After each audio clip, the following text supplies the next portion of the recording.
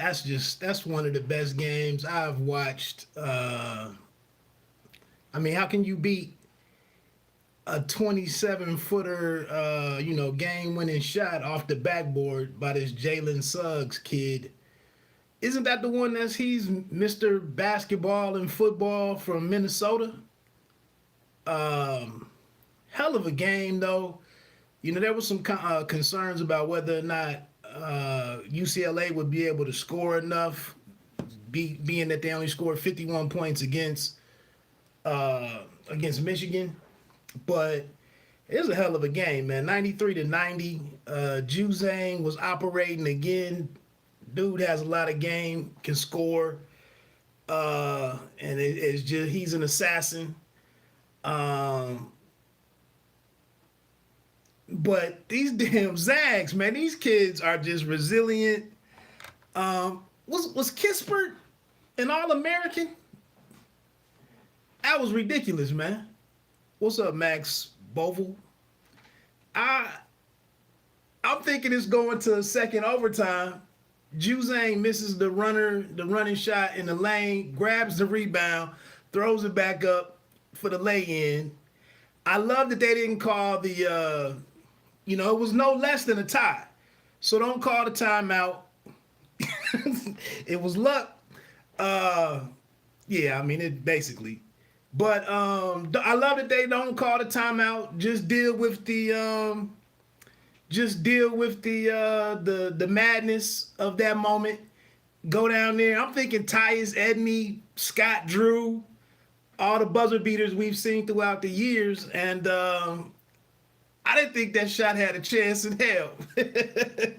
But this thing goes off the glass and goes in from deep. That's remarkable, man. This is one of the best games that I've watched in a long time. And it's why, March Madness, it was weird this year. It was weird as hell. But the tournament seems to rise to the occasion every year. Let me see. Damn, he wasn't even really past the logo, to be honest. Keep grinding, bro. Appreciate it, man. Appreciate it. But yeah, he was like, yeah, that's logo off the glass for the game. And then UCLA tried to stick around like it was before the buzzer. Hell of a shot by Jaquez though. Hell of a shot to go to make it 87 or to make it 88-90. Hell of a shot from him. Because he hasn't really been having that great of a his game has kind of been up and down, but he stepped into that one and knocked it down. And I thought Juzang got a little pissed off that that Tiger took the ball to the other side of the court and went away from him. I'm the go-to guy. But they, good team, man. I hadn't seen much of UCLA throughout the course of the year, throughout the course of the season. But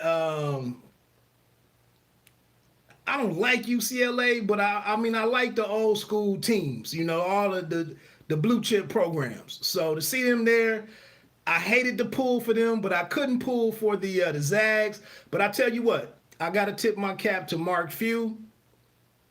I'm sure the offers have come in over the years, but he's just stayed where he's supposed to be, and it's paying off for him. It's been a couple of years where they got embarrassed. They went up to the higher seeds, 1 through 3 or something, and got bounced early. But this team right here, man, is pretty, between Kispert, the Ayayi cat can shoot a little bit, and they play with good pace. A lot of these teams walk the ball up and down the damn court. They do run a little bit. Timmy is good money. It's a good team. I mean, that's how you go undefeated. That's how you go undefeated all the way to the championship game. And it's crazy that, the pressure isn't really getting to them. Hell of a job for Mark Few, man. Like I said, great situational basketball to not call that timeout right there. Like I said, knowing that you can't lose the game.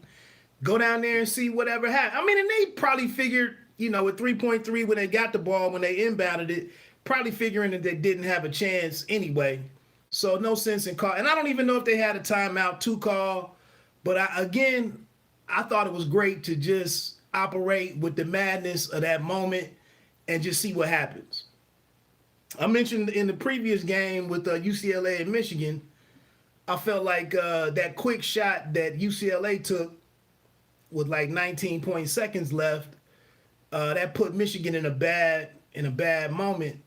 So they showing the replay again. That's crazy, man. I mean, that shot is gonna be the highlight for everything for a long time. That's crazy. Yeah, that's March Madness right there. So we got March Madness. I mean, we got March Madness. We have the finale of March Madness with Baylor and Gonzaga. That's gonna be a good game. Don't have love for either one of those two teams, but Baylor has some good pieces, man. I like the way those guys play together. They have a Big 12 player, defensive player of the year on there. This teams are kind of similar to me in a way, but I think it's gonna be a good game, man. 1 seed versus 1 seed. What's that? Monday night, 9:20. Damn, that's a late start. It goes all the way up to like 11:30 midnight.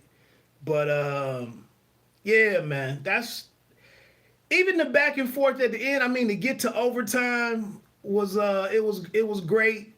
The runs, in regulation were great.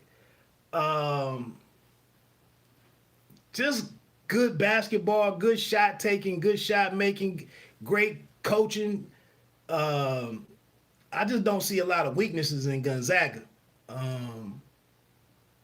They're gonna be tough to beat. But like I said, I kind of like something about. I can't really put a finger on it, but I like something about Baylor's game, and how they play as a team and whatnot. But it's gonna be tough to beat Gonzaga. It's almost like back in the day when Butler as a mid-major couldn't get it done and had 2 trips to the championship game. Gonzaga might get it done. They might get it done. But back to Mark Few, man. He was one of the smart guys to stay where he was and make it work. I thought my man Baylor, they are. They are. I give you that. They are small in the post. It's gonna be hard to take down Gonzaga. I thought my man from Wichita State. I thought he was gonna be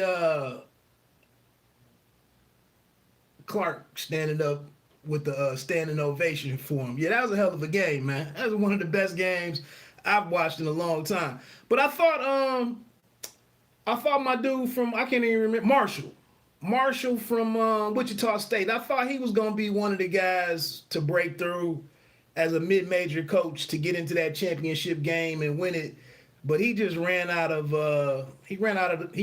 good players, and then he got ran the hell out of Wichita State. So I don't even know where he is now. But he was another guy that stuck around, turned down some jobs at some bigger programs, and was making it work there. But I don't know what happened last year with all the players that left, and then the reports came out that he was doing whatever. And now dude is just gone. So I don't know what happened. I think his name was Greg Marshall. But just a hell of a game, man. Them kids, them young dudes was playing some good ball. I don't know what happened to the Jules Bernard dude. I didn't really see him do much the last 2 or 3 games. I heard his shooting percentage was down and whatnot coming into the tournament, or the first round or two. He just never seemed to get it together and be able to contribute to anything. But the block from Suggs on the Riley kid at the end of the game, to not get the foul there, to block it to where he was able to go chase down the ball keep it in bounds, and then run the break, and then the one-handed bounce pass from like 70 feet or something to Timmy on the run for the two-hand dunk. I mean, that's high level stuff right there. Um, and this Timmy dude, this Timmy dude with the Fu Manchu mustache, this dude just he just keeps playing. But yeah, it's gonna be a good game. But yeah, like my man just said, Baylor is a little is gonna be a little undersized, but I don't know. They play kind of they play a little scrappy. And Baylor's had some teams throughout the years. I've never really liked Baylor, but they've had some long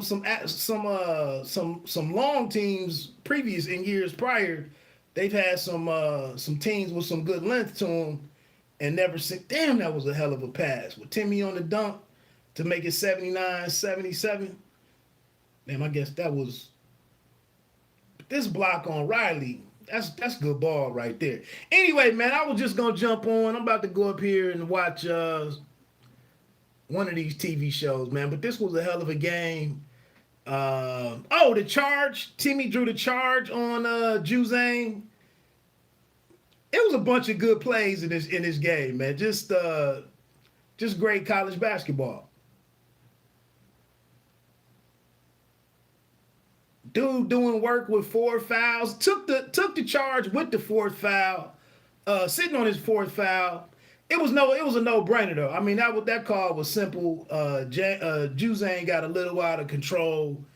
Probably should have went to the floater or just pulled up for the short jumper, but he couldn't tell where the defender was behind him, so he kind of had to go all the way to the cup. But he was a little out of control and couldn't get around Timmy without the charge and whatnot. Good call by the referee. Like I said, man, big plays all over the place, and then capped off with this 30-something foot, Hail Mary from Suggs, man. That's good ball.